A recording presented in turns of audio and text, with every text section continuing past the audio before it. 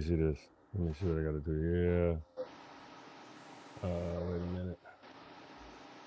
We're looking my other side of the show and shit, man. Let me turn this motherfucker off. All right, we good. We good. We okay.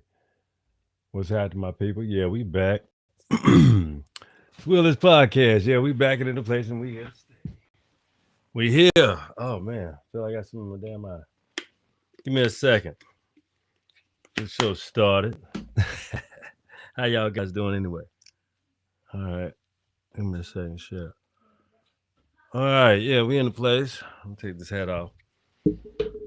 I don't feel like the hat. I don't feel like it. I feel I'm a little warm. Anyway. So, anyway, how y'all guys doing? Welcome to the Willis Podcast. Yeah, we back. We in the place and yeah, we here to stay. Yeah, what's happening? Oh yeah. Anyway, this show tonight is gonna be a little intricate. We got a few things to talk about. Yeah, we do. Let me get MJ straight too. Yeah, let me take care of MJ. You know, I like MJ in the scene when I'm focused on doing my shows. God damn, it's this. All right, we're gonna get a little music playing in a second.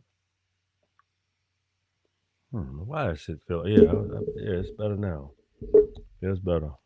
Damn, them eyelashes. All right, let's get a little music playing. That motherfucker. All right, yeah. No, we good. Mm-hmm. I knew I felt it. Ah, yeah. You got them. Sometimes you got to take care of yourself, man. You got to get that. I feel like I had, it's just some, some eye shit going on. Anyway, how y'all doing, man? Yeah, we back. We here. Let me get this camera straight. Feel like I ain't all the way right. I don't let's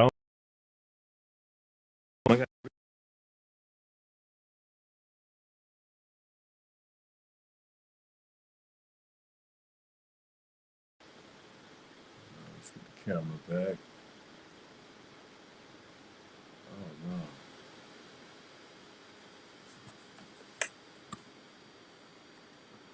Need my Logitech camera back. Yeah, can't work with this. Can't work with that. Let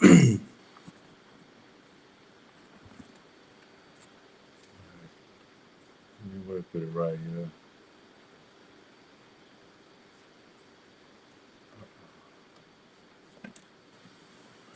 Oh, shit. Still ain't came back on yet. My camera.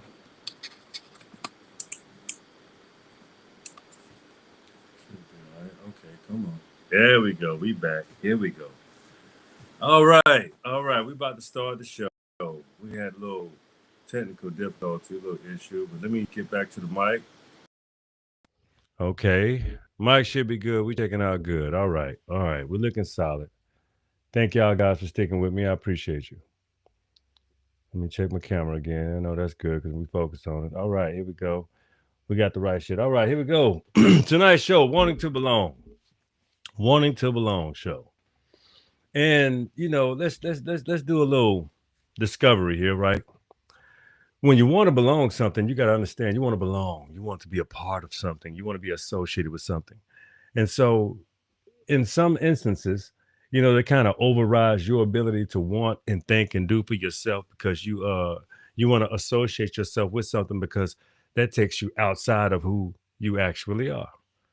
You understand what I'm saying? So you kind of like go into this way of really kind of being disillusioned about what you want instead of what you need, instead of what can be and what you can actually achieve, vice, what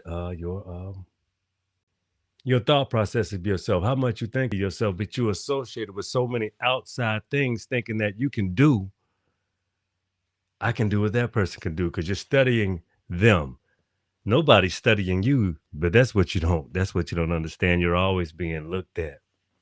When you have talent, when you're always being, somebody's always got the eye on you. Even when you don't know they're looking. That's kind of how the world works and how it functions. That's why, On the Willis podcast, we go on, we keep going on, we keep on doing shows because I have a lot to get off my chest if you hadn't noticed. You know what I'm saying? So when I come up with my shows, like this show, Wanting to Belong, y'all see the plaque? That's individualistic. That's an individualistic award. Thank you guys. Thank you guys for, tuning in and showing me that kind of attention and keeping on tuning into the Willis podcast. We got more for you. I'm just going through the show. I'm just going through these processes for you because I want you to understand what the show is going to be about tonight. Tonight is wanting to belong. But why do you want to belong? And why do you belong? Why do you want to belong to someone? Why do you want to belong to something? Man, it's saying USB disabled. Let me check my shit real quick now. Make sure this ain't messing me up. Yeah, we're good. Yeah, I know the camera good. We straight. So anyway, why do people want to belong? They want to belong because they want to feel something outside of themselves. When I'm telling you, my whole thing is, what's wrong with you? What's wrong with the elements of you? So we're going to walk you through some real moments tonight to just let you know and show you how you are valuable and how that outside shit ain't really hitting on that. You got to be the one that's hitting on something. You know what I'm saying? You got to be the one that has the ability to bring the force. You know what I'm saying? It's like the force within, like in Star Wars. You always know I got the Star Wars series over here. So you always think about the force within. Generation X's, we're a little different because we always thinking about what we can do, how we can affect change, how we can make some shit happen. That's kind of how we're built. So let's get to the first whip moment. First of all, I think the problem with the millennials, as well as the they call them the shit, man. What's the word for them? The new ones. We had the millennials, then we got the damn, what's y'all new folks? Generation shit. Damn, how the hell that slipped my mind right now? Because if we're X, then you got the millennials, then you got the generation. Damn. Anyway, y'all help me out. And anyway, celebrity culture is one thing that get these kids. Celebrity culture, I really think deteriorates the brain. You want to be an artist and you want to be this creative. You think you can sing a little bit. You think you can do a little bit, write a little bit, but you want to jump to the top so fast. And I don't blame you. I don't blame you at all. The reason why I don't blame you is because we lack one thing: development development in order to even get into those spaces. And then you have to rely on your own means. And that's not even within just the celebrity culture and how that culture is. Because I mean, people in that culture, you have to do the most degrading things. The music culture, the movie industry, and all of these it's just Hollywood. It's just Hollywood. Corey Holcomb, he talks a lot about, talk about a lot of shit, but it's all good shit, man. It's not bad shit. Hold on a second. I got to check something real quick. Wait, give me 1 second. Hold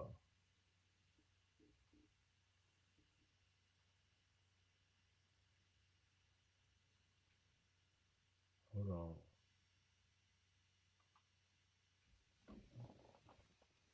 No, I wasn't. Sorry about that. Anyway, so this the dig, right? With celebrity culture, you have a lot of people that are built.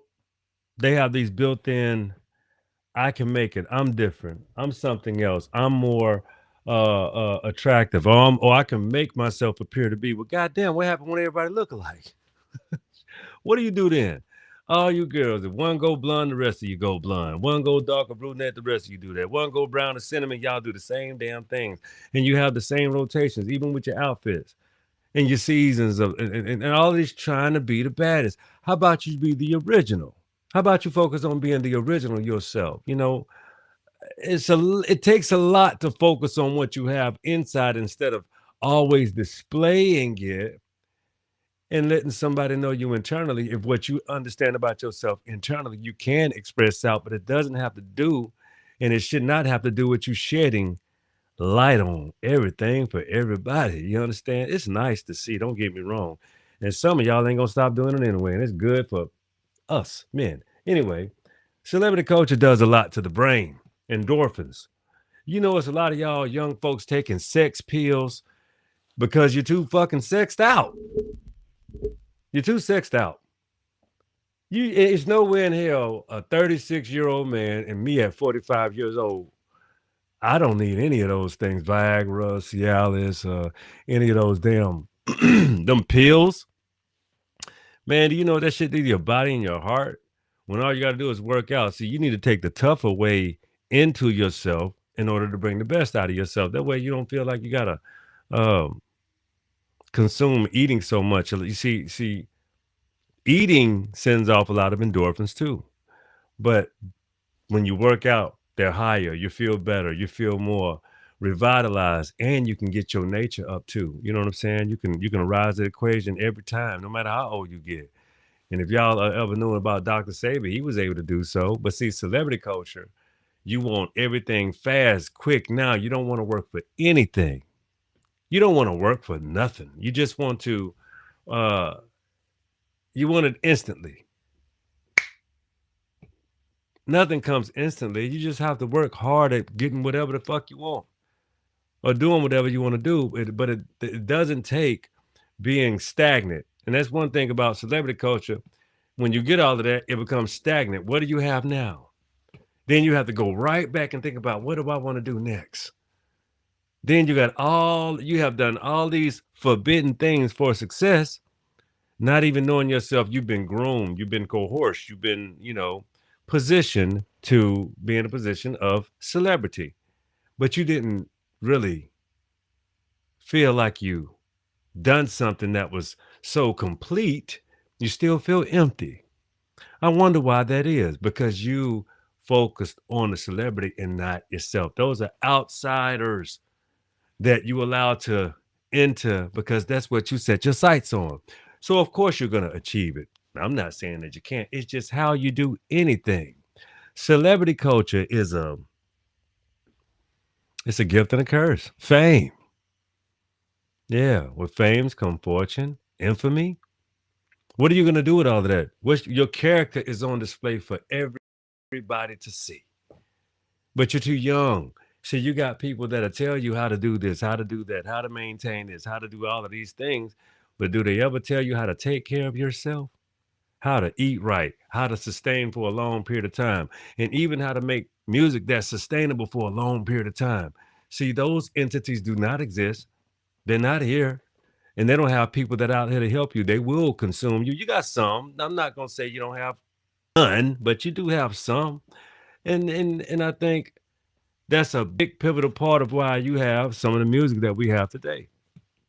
And a lot of that is on the actual artist, but not being smart enough. Like I was looking at Breakfast Club and they had Angie Stone and D'Angelo's son on.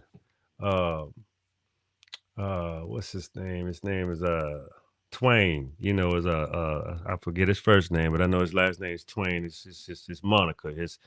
Who he is. You know what I'm saying? So I want to get into his music next and see what he's sounding like, because I really was interested in his story coming up with two celebrities. And the type of celebrities, the neo soul greats, the greats of neo soul at its capital of time and in his beauty at its, that's the king and queen. Neo soul greatness, neo soul legendary artist. And it was a beautiful story that he has, and how he handles his situation. So he is the epitome of growing up as a child in celebrity culture and so humble. He has such a connection he has such a spirituality that holds you about him, that you should check that show out, man. That man is, I want to check his music out, but him himself captivated me, as far as saying, like, he has something here with him that I identify with. So you always want to listen to people and look at things that you identify with, because that's how you bring the outside in. Things that you can identify with. His humble nature, his spirit, and I bet he got some fire-ass music. I just got to listen to it because his mama loved it, his daddy loved it, and then they passed away, rest in power. they transition. We'll say that. They never pass. They transition. They're legends. They transition. They live forever. And that's what he knows. He just probably didn't know how to profess that, but maybe he did. I got to get the rest of the interview in, but I'm telling you, he's a powerful young soul. So that celebrity culture thing, it's a very touchy thing for a lot of people because so many people want to achieve to be a celebrity. Not me so much. This is a grassroots show. I have a lot of subscribers that I'm very grateful for and appreciative for. But at the end of the day, I would never stop being me. That's impossible. I can grow. I can transition into different elements of as far as furthering and making this podcast what it's supposed to be, and the brand, as well as the entertainment of it, the edutainment of it, as well as the experience, my people. So yeah, check it out. Next Whoop moment. Some things, when you're talking about wanting to belong, some shit is a waste of time. I'll tell you what is a waste of time and what is not a waste of time. Everything that does not benefit you now, that's fun, great, aspirational to you, and but if it doesn't have any vision behind it, it's a waste of time. But what does benefit you is understanding who you are first. First and foremost, I guarantee you, teach a child business, teach a child fundamentally who they are. That fundamental child will outpace the business mind simply because the business mind only thinks of strategic ways to get ahead.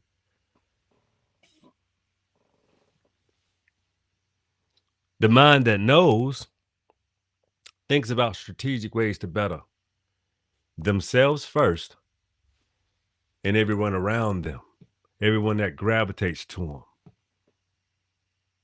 See, if you look at Diddy, right? Think of the Diddler. So many people wanted to be around Sean Diddy Combs. Everybody wanted to be around this man. So he had a knack for starving artists, people that just wanted to be around him because of his gravitational pull. But when you got close to him, you felt the energy was absolutely not the energy that you thought it was. Yeah, that energy got dark just like him. I don't mean complexion.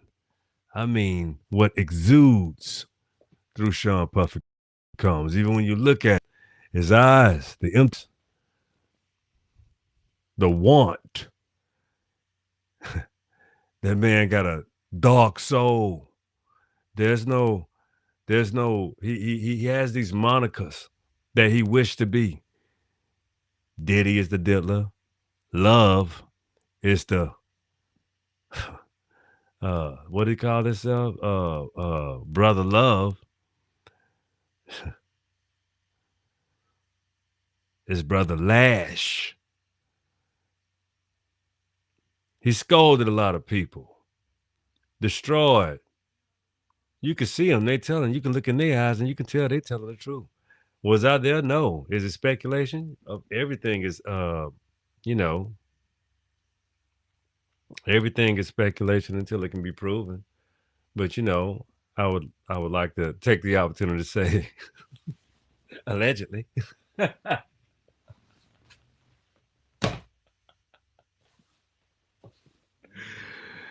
Some shit people don't make up. And that 50 Cent documentary was, hey man, if you don't if you don't understand sociology, if you don't understand psychology, if you don't understand, the psychosis and the philosophy of Diddy, the psychology of him, it reeks. He's everywhere he goes, something chaotic happens. People die, people perish. He goes higher up. What does that sound like to you? That's kind of like, it's a little demonic, ritualistic, like, when you want to exchange souls, exchange fluid, that's your chi, that's your, you know, that's you that you spill out in a company of a multitude of people. They say this man has, relations with male prostitutes and, shit that, what I'm saying, like with his lady. He got his super freak shit going on. That's basically what he is. He's a super freak, but he likes dudes and shit. Like he's never professed that. He always got a lady, but then when you look at the intricacies of what he has done, he likes other people's ladies. I don't even necessarily think he like women. That man like power. He don't like women. He don't adore women. He knows how to woo a woman and get them to like him, and that type. That's not. He doesn't have an infamy for women. He has an infamy for the control and to destroy or to take or to create chaos. And then he'll show her how disposable she is, to where she's nothing. And he'll make sure she's nothing until she gets somebody else that she can prey upon to. And then, his way, you can pretty sure he's put his energy in her. That dark energy, he's put that, his calm, his semen, his energy, he didn't put that in that lady. So she got his nature now. She act like him. She'll bring that to the next relationship. And these ladies run chaotic like that because they deal with these men. They exchange energies with these rich and powerful men, and they start to take on their behavior so they can't have nothing but another rich and powerful man, so that she could feel his nature. And when she feels his nature, the nature that she was feeling before, if she didn't identify that man wasn't filling her up, she needs something else. I'm telling you. This is how some people spend their time, but it's a waste of time because they're not working on these ladies have not spent a whole lot of time working on themselves, but they have spent their time working on how to get a man. Fuck myself, I want him. Fuck what I got going on. I just want to be with that motherfucker. You know what I'm saying? I want to put my time and energy as efforts into him to where he won't put any into me. He won't even take care of me. Won't feed me. If I got a kid, he'll throw me out in the cold. All kind of old things that people do when they waste their time and not put time and energy into themselves. Next, what moment? What happened to you? See, you always have to think about what will happen to yourself tomorrow, next week, next pay period, next month. Where's your vision? Where are you going to go in a year, 2 years, 5 years, 10 years? Do you have a plan for the next 3 months? Fuck 5 years. Do you have short-term goals? Do you have short-term plans? Because again, that's a waste of time. And what happened to you? Can you recall? Do you have a journal? What do you have going on every day? How do you spend your time? Or should I say, how do you waste your time? How valuable is time to you? You have to really make those decisions in your mind every day. How valuable is time to you?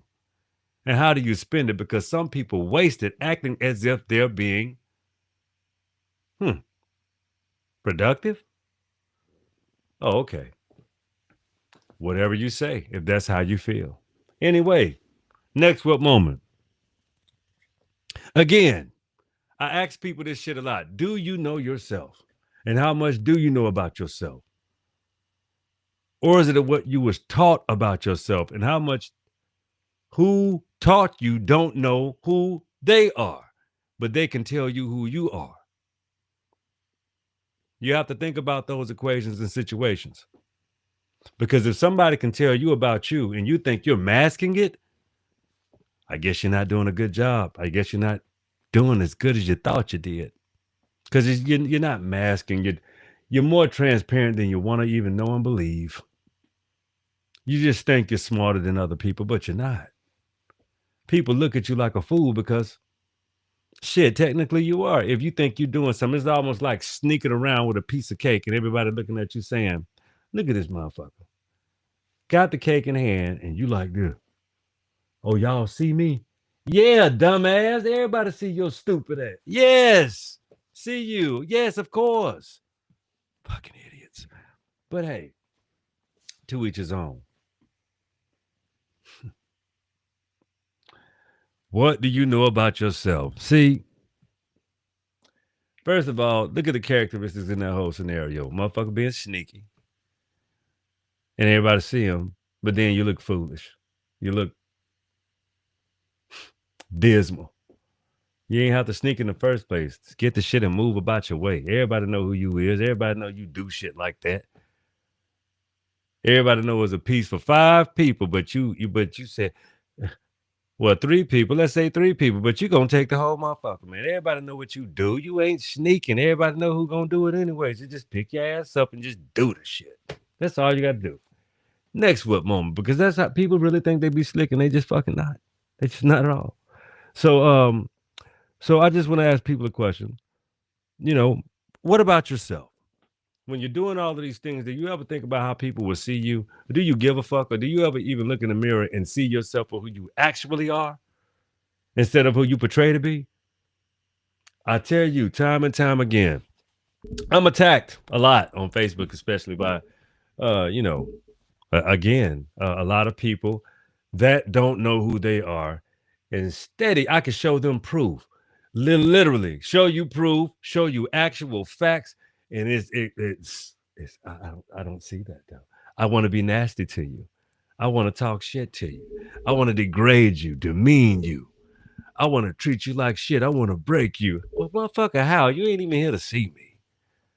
This is the internet. These internet gangsters are so pathetic. I mean, it's the best times they have of their fucking pathetic life. It's sad, but it's true.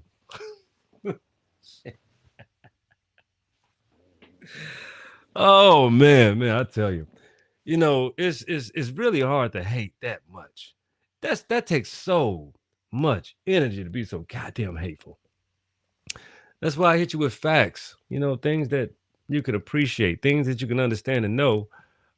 There's a good reason why I don't know something, because I need to learn something. There's something I need to know. So that's why you should learn something new every day. So anyway, that's why I ask people, what happened to you? What happened to the original you? Do you know you? Do you know yourself? Have you renewed yourself into something else in the past 2 years? Have you evolved? What have you developed? What skill set have you developed in the past couple of years? Let alone 6 months. You have to ask yourself these questions, because you got to understand, we got to go back to, what do you waste your time doing? Or what do you put your time into doing? It's a big fucking difference. But that's all up to you. I digress. So let's get into the next what moment. Because I already told you about what about yourself. So I can tell you what you can do. You can write about yourself. But before you do that, you got to know something about yourself. And I'm not talking about just your childhood. I'm talking about pre-you. Who were you before you existed? Who are your parents? Who do your grandparents, who do your parents, who do they tell you act like? Who do you come up as in their mindset? Do you even know? See, I've come up in an era where I know my great-great-grandparents. When I was a child, they passed. Not all, but some. But I knew all of my great-grandparents.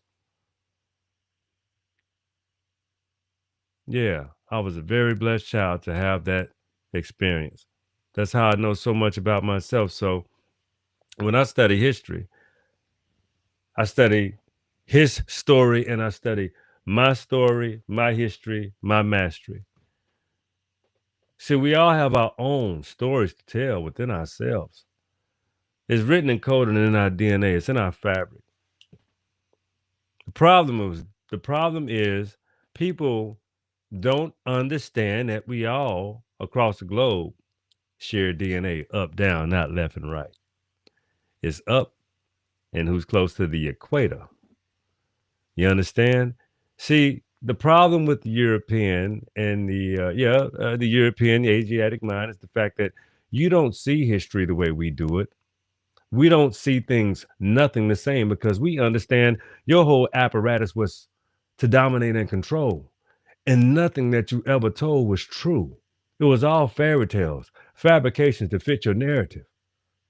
But you'll tell pieces in segments of truth, but then associated with shit just to cover your fabrication, your fabricated superiority story. The reason why we say superiority because that's what you call yourself. I have no dealings in your complexes and what you call the complexities of your ill thinking. See, the problem is you don't understand. Let's take a roll, Jacqueline Betalora. Let me see what we got here. Let me give you some for yourself, for you, specifically you, the invention of whiteness. Let me see. Learning to be white. Oh, this is a good one right here. Oh yeah, learning to be white. And let's go with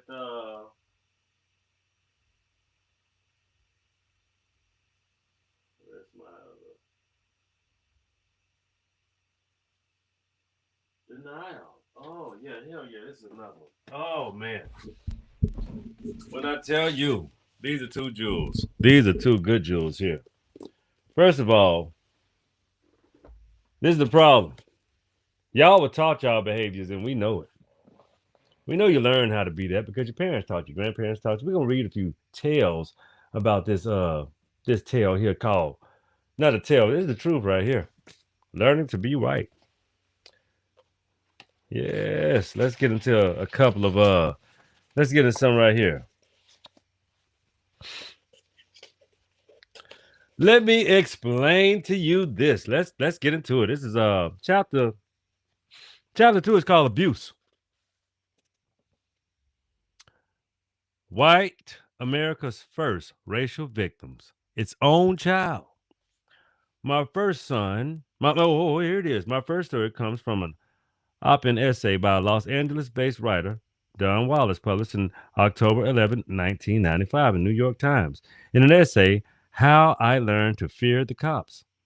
Wallace described several instances in which he accosted by the police. Wallace used terms non-white zone to identify geographical locale in these altercations, but the term could also include the subjective location within himself, were the result of fearing submission, adjustments to brute police authority, took up residence.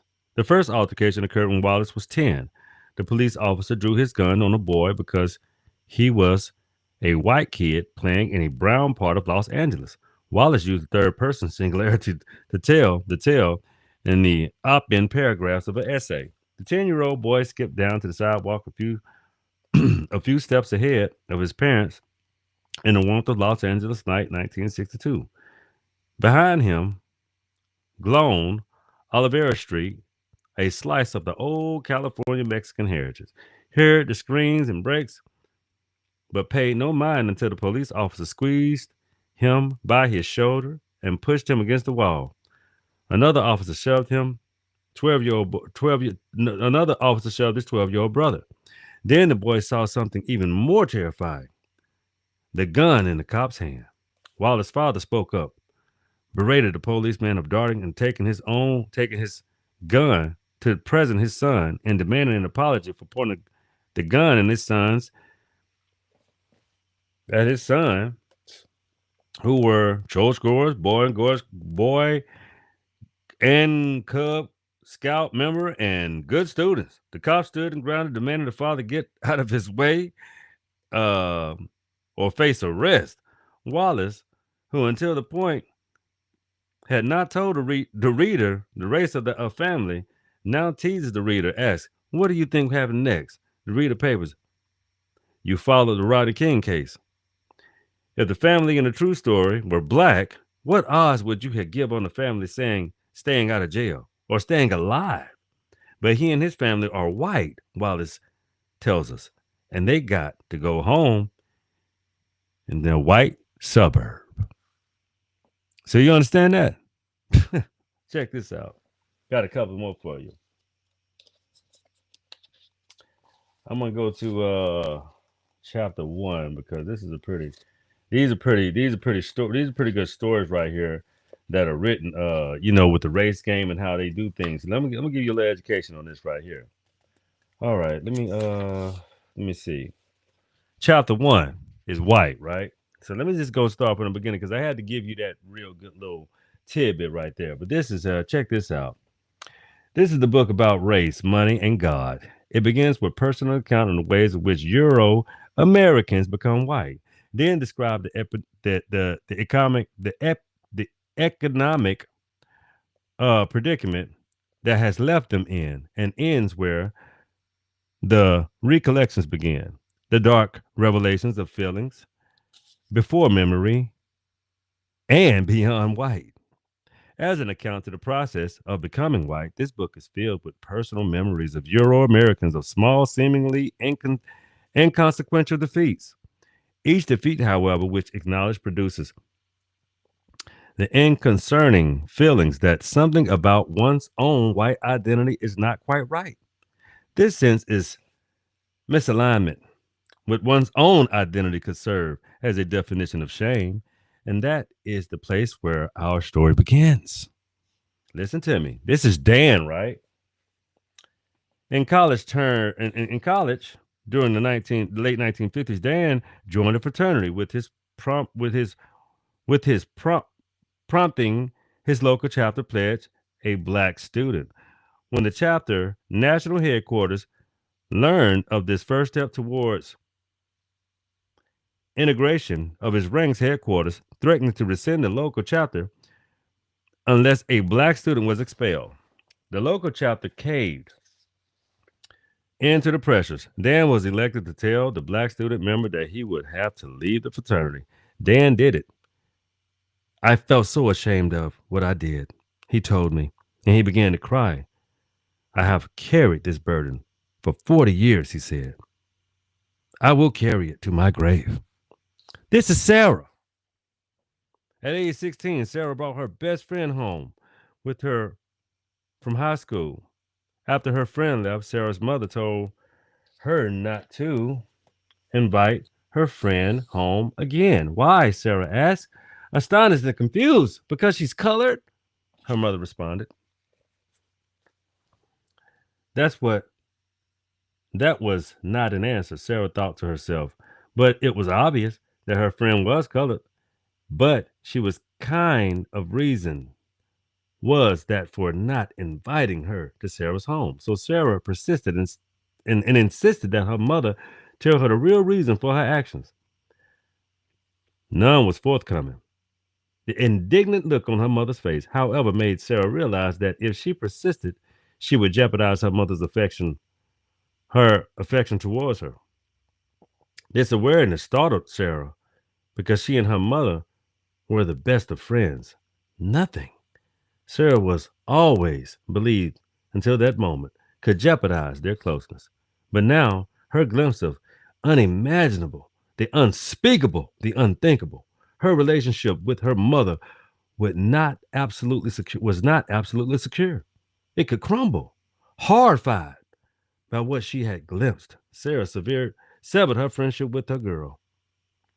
But the damage had already been done. Sarah's mother was no longer her best friend because Sarah now knew she could no longer count on her mother's absolute allegiance. Whew. Her mother's affection was conditional. It could be lost. After Sarah recounted her story to me, she said she had thought of this incident, and she hadn't thought of this incident in 20 years. She also said that until now, she had never consciously said to herself that for her, deepest tragedy in the incident was her loss of trust in her mother's love. Sarah, like Dan, began to cry. See, the feelings both Dan and Sarah had cast off years ago in order to remain members of good standing in their communities and had come back. The sentiments had originally gotten them into trouble with members of their own racial groups had returned. The recollections of early experiences of discovery with their behavior must be governed by white racial rules of conduct produce tears. Why? Shame. The answer did not come easily to mind. The first had to discover the question that which meant making a sense of the series of incidents I could not explain using any of the racial terms that I had long employed when confronting white racial intricacies. I readily use words like racism, prejudice, supremacy, but both explain the judge and patterns of white behavior that continually displayed themselves before my eyes. But in 1991, I was confronted with an experience that I would not let itself reduce me into racial terms. I had recently moved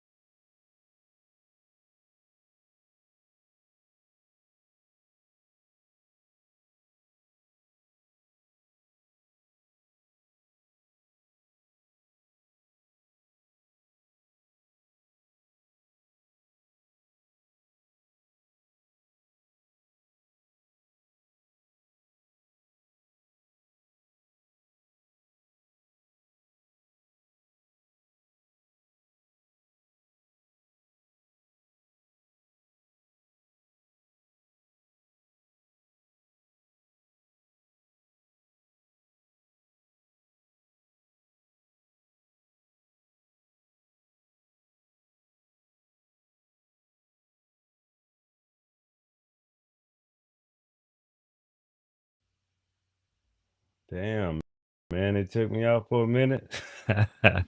I'm back. I'm back. Let me get a little music playing so I can mute some of my guess these words. I guess they don't like some of this shit. So we're gonna get a little music playing. Oh, wait, where's we go? Here we go. I'm gonna get a little music going a little bit. We're gonna mask a little bit. What's going on, my brother? We gonna mask a little bit. Yeah, I'm back. I'm back. I hit you back. Yep. Yeah.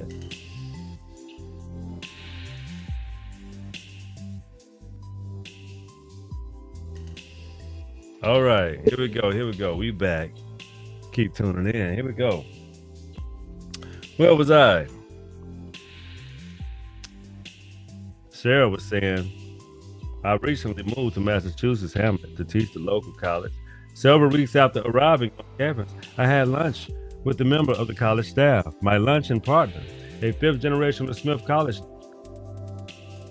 graduate from New England,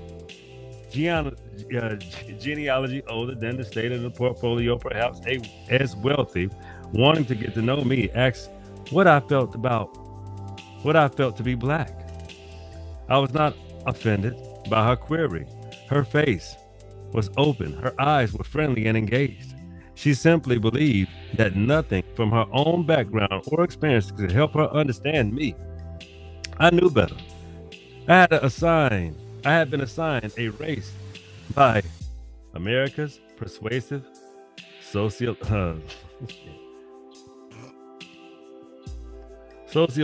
process. And so had she. I thus believe that if she drew upon her own experience from being raised, she might then be able to see what we had in common. But how could I make her conscious of racialization process in which her own Euro-American community has subjected her to? Searching for an answer for this question, I invented a race game and invited her to play it for a week. The race game, at my luncheon partner quickly discovered, had only one rule. For the next 7 days, she must use a descriptive term, white, whenever she mentioned the name of one of her husbands. Or name of one of her Euro-American cohorts. She must say, for instance, my white husband Phil, or my white friend Julie, or my lovely white child Jackie. I guarantee that if she did this for a week, then meet me for lunch. I could answer her questions using terms she would understand. We never had lunch again. Apparently, my suggestion had made her uncomfortable. Black Americans have learned to use racial language to describe themselves, and other Euro-Americans also have learned persuasive racial language. But in their local lexicons, their own racial groups become the great unsaid. I wanted my luncheon partner to give voice to her whiteness as to the racial unsaid in her life. By consciously referring to this unvoiced color, she would become aware of what it feels like to take on and maintain a racial identity in America, or so I thought. See, let me give you another example. Frank, remember putting a corn in his mouth when he was 5. His mother disgustingly told him not to put corns in his mouth because niggers kept them in their underwear. Frank said he felt both confused and wrong. He knew that he would have to be more careful about what he did in the future. Jack! When Jack was 5, his parents gave him a birthday party. He invited his relatives with their children. He remembers going to the gate of his backyard and calling his friend over to join them. His friend was black. Into the yard, Jack became aware of how uncomfortable his parents were with his presence of his friends among them. He knew he was somehow done something wrong and was sorry. Shit, man, check this out. Mike, also at age 4 or 5, was walking down the street with his father and uncle. They passed by an interracial couple. The man was black. The woman was white. Mike's father and uncle began a series of critical statements about the man, descriptions of his kind of woman his companion must be. Mike remembered feeling uncertain and confused. He now knew that there was a certain way he must act when he grew up, but he was unsure what was the whether he could do it. Jay's parents took him on a car tour of a black area when in the city when he was 4. His parents knew he would never see black people before, and he did not want him to embarrass the family by staring at them. When the family went to New York on vacation the following month, Jay, now an attorney, told a story of me during dinner at his sister's home. His sister, Fran, a colleague who invited me to dinner, expressed surprise when she listened to the story of her older brother, his formal introduction into whiteness by their parents. You never told me they did that, Fran protested. Jay smiled weakly and shrugged as if to say, what was I to tell? Nothing more was said. Jackie. In high school, Jackie talked about one of her teachers so often. Someone was playing information role in her education that her parents encouraged her to invite him over for dinner. Jackie remembered her mother flushed with astonished face when she opened the door and discovered that the teacher was black. After he left, Jackie's parents were outraged that she had not told them his race, making Jackie feel she had done something wrong, that she had broken a rule that until the moment she did not realize existed. She was sorry, she was embarrassed. Her parents knew she must be careful not to embarrass them again in the future. Sally's parents, strong civil rights supporters, preached racial equality both at home and in the streets. Sally was thus flabbergasted when her parents prevented her from going out with her high school friend who came to pick her up for a Friday night date. He was black. The parents sent him away and forbade her to date him. What will our neighbors say if they see you on the arms of a black man? Sally was furious with them and thought, them hypocrites. But she submitted to the dictates. What was I going to do? She asked rhetorically. Rebel? Not in my household. They would have disowned me.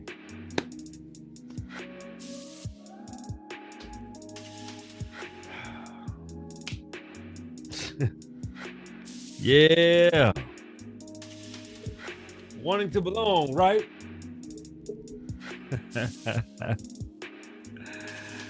Take time to know who you are. Some people have no choice. Do you hear the ages of those kids? 4, 5, 6, 16, 7, 10, scolded. What their parents were teaching them. Your life depends on how you value yourself. So those white, that lets you know how white people associate with valuing themselves, disassociated with black people. Time and time and time again. So you really think we finna take a undergurney of knowing how much you do not value me? And you expect value, knowing who you are. For real now, not for fake, for real.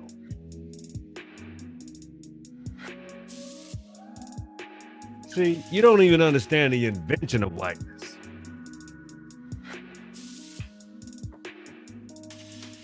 You don't even know what it means. Let's get to it. See, let's get into this a little bit tonight. How about this? Yeah, we got to show you something right now. Here we go. What this book contains. Chapter 1. Race Studies. Modernity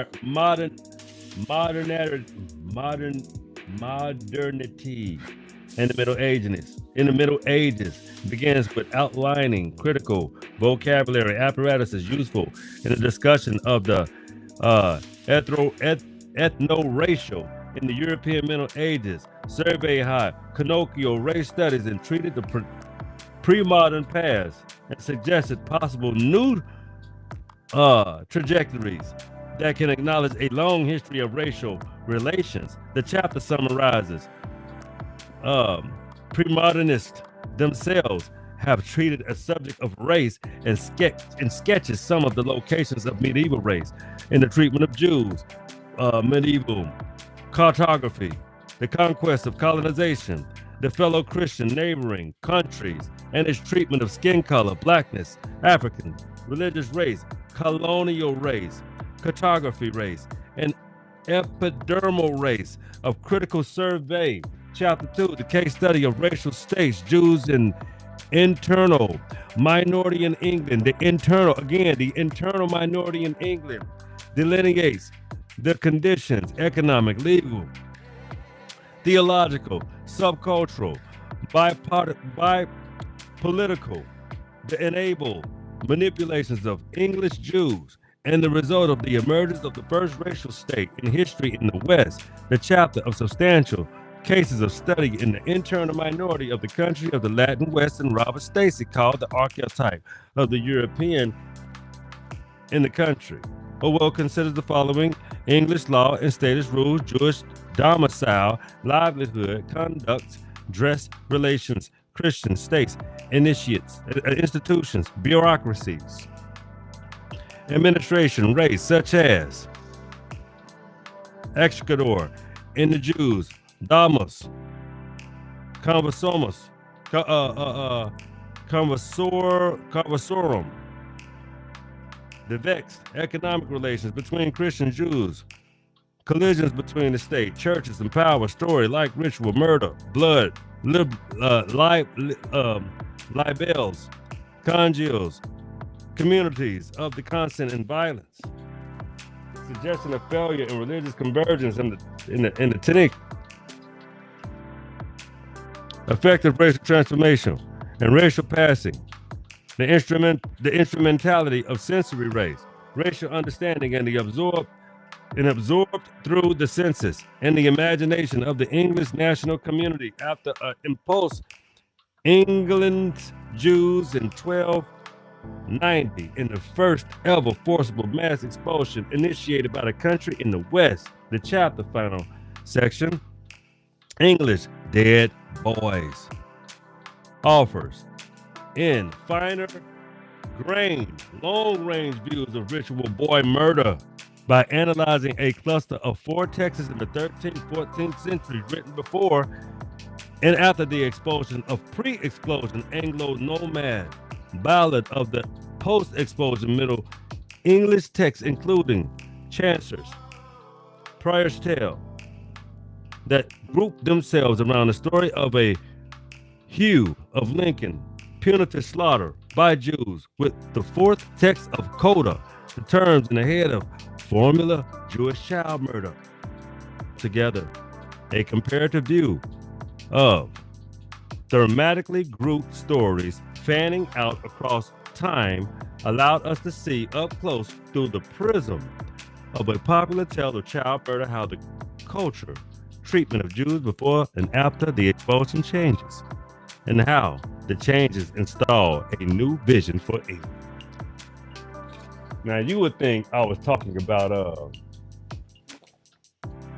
Caucasians. Do you see the name of this book?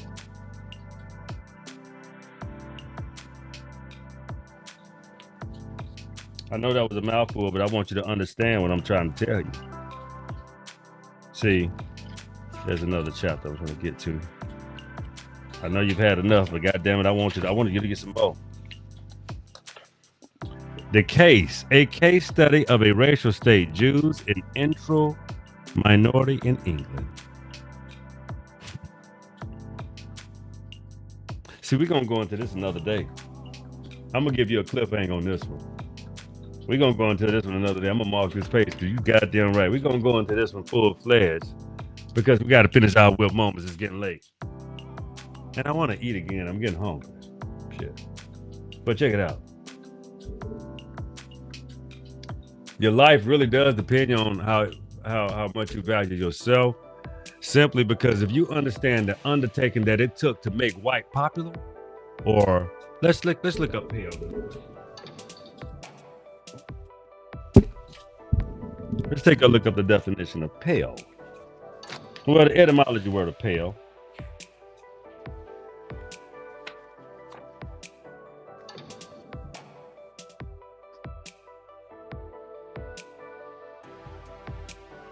Stake or pick before 1200, later pale before 1338, borrowed Old French pale, directly as learned, borrowed from Latin palace, stake, neither, palsco, related to a fixed fasten pack, borrowed from Old English. They're not telling them that I'm named the nerd with the fence stripe, decorating with stripes, later enclosed with a fence. No, we're not talking about that.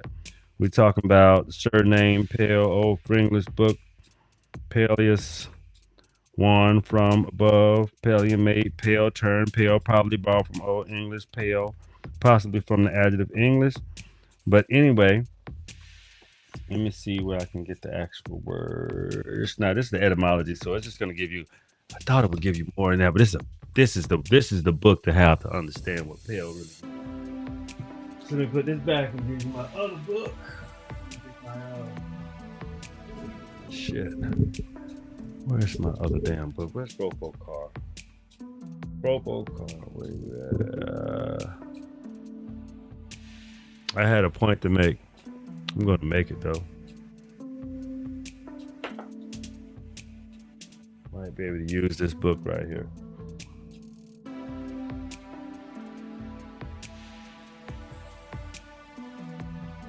Hold on.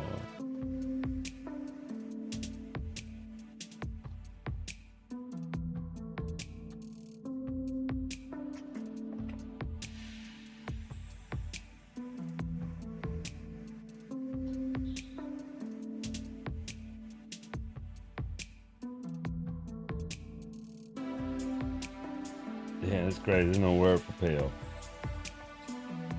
Let me see the word. Oh, I got one. I know what I need to do. Here we go.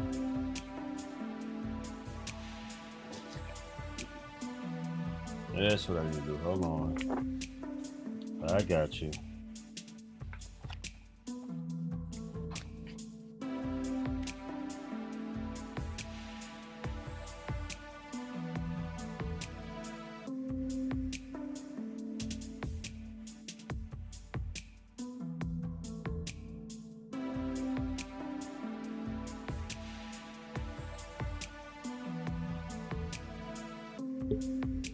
Here you go. Develop, black, cognate with O. Old. Check this out what black really meant. Check it out. Black. Developed from Old English about 1700. Black. Cognate with Old High German. You know what High German means? High means royal. Okay, this is what I wanted to tell you. Black, the Old Icelandic. Black. Dun colored. The Proto-Germanic. Black. Probably for 1200. The Old English. Also black and probably about 1200. Adjective, suffix. Black in. Blackberry. Probably about blackbird. Surname. Black eyed. Surname. Black guard. Kitchen help. Okay. Now check the dates out. 1200. Even in about, it says black about 1150. Black developed in Old English about 700. Black cognate with Old High German. Icelandic black. The prototype, the prototypical. 300 years later. You look at this. By 1535, kitchen help. 1736, scoundrel. Blackmail, 1552. Money paid, outlaws for protecting black. So it was blackmail. That's the origins of blackmail. The mail tax, the tribute, payment extorted by threatened before 1826. But the surname of blacksmith was 1248. So you understand, I just gave you the flip-flop. That's the beauty of etymology. Now let's look at white. Since we're gonna do black, might as well do white. Then we'll get up out of here.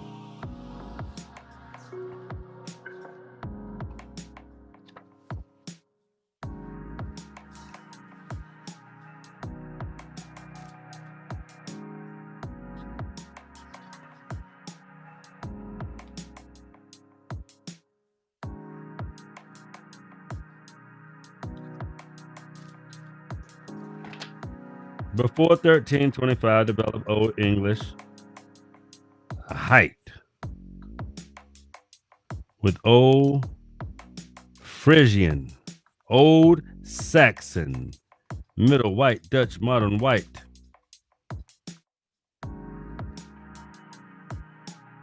Old Iceland. Danish, Norwegian, Swedish, Gothic. Proto-Germanic. Before 1300, See where this switch came? A height, fluid surrounding of egg yolk from the hood. About 1325 developed Old English before white. The Hewitin, a whiten, heighten.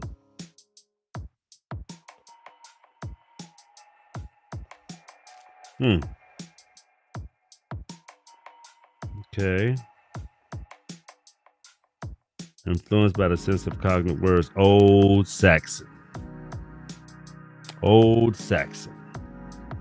So now you know who your fathers. Now you know who was first.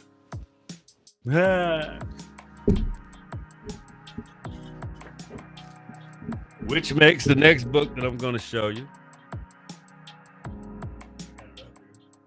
Yep, I do. Again, I show you again. Here we go. The Negro Rulers of the Scottish and British Isles. Told you. So here we go. Let's go with Edward Woodstock. Here's Edward. As a matter of fact, we're gonna do no. This shit started with Indulf. There's Indulf. You see him for yourself. Oh yeah, you see him? There he is. That's Indulf for you. Oh, you thought it was white? Is that the problem? So let me explain. It gives you the short. The Christian Moors converted Negro Pintish. King Malcolm I, the son of Donald II, succeeded his cousin Constantine II in AD 943. His two sons were Kenneth the Dove and Kenneth II, who also ruled Scotland. There were constant wars in his reign, as was for the days of his ancestor Kenneth MacAlpin the Niger. Valdove. Malcolm was slain during the rebellion in AD 954, and was succeeded by his blood cousin Endo, the son of Constantine II. Like his predecessors, Malcolm, Negro Moorish blood flows through the veins today British royal family. He is the 13th great-grandfather of Elizabeth II. The king died AD 954, and then you have, that's Malcolm I, but this is Endo, right? Then we're going to go with Endo, right? There we go. Oh, here we go. Endo. Let's read this. The Christian converted Moorish black king Indulf, the son of the Constantine II, ruled Scotland from AD 954 to 962. He defeated the Danish king Eric, which was later slain by the Vikings, and was succeeded by his third cousin Kenneth the Niger Dove. Indulf fathered 3 sons, by which the eldest, Cullen, was eventually become king. Like his predecessors, Indulf Negro Moorish blood continues to flow in the veins of today's British royal family. Along with other extended European families, King Indulf was a great-grandson of Kenneth MacAlpin. Cullen, the black converted Christian king Cullen MacIndulf, ruled Scotland from AD 966 to 971. He killed his blood cousin Kenneth the Niger and became ruler. Cullen MacIndulf's Negro Moorish blood, as was his cousin Kenneth the Niger, continued to flow in the veins of Scottish and British kings. Even into this day, Queen Elizabeth II is a descendant of Cullen MacIndulf. King Cullen was killed in a hall burning by the military leader named Armdarch. As revenge, assassination for the kidnapping and the raping of his daughter by Cullen. The mystified Cullen was succeeded by his third cousin, Kenneth II, the brother of Kenneth Dove the Niger. King Cullen, who was also known as Whelp, was an ancestor of Elizabeth II through his great-great-grandfather, Kenneth MacAlpin. The king fathered Constantine III and died AD 971 in Lothwin.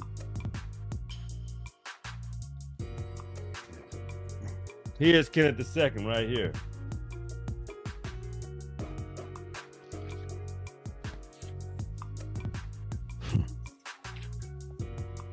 Then you got Constantine, another Constantine III, Kenneth III, Constantine III, 995 to 997, and you got Kenneth III, 997 to 1004. You got Kenneth V, 1004 to 1005, and then you got Malcolm II, 1005 after killing his cousin.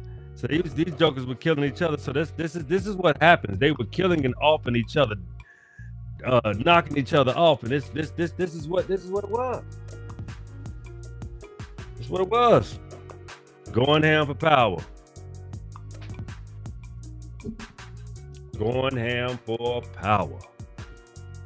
So let me get to the last whoop moment, because your life depends on how you value yourself. So you see where family members were devaluing each other on a constant. Remember that. Ego is a motherfucker, people. So I want to leave you with this one thing right here for this show, Wanting to Belong show. People want to belong to a lot of shit, but let me tell you what you can do to prevent yourself from wanting to belong. Love yourself, want to belong to you better than ever. Because let me tell you something. Let me tell you something. This is the last whoop moment. Take care of yourself, and I mean it. See, all of this shit out here, when you can be a king of oneself, through yourself, for yourself, by yourself, with ones around you that love you, you're walking in your godhood, you're walking in your kingship, you're walking in your new you. But you can do that shit every day. You know how I know that? It's the favorite part of the show.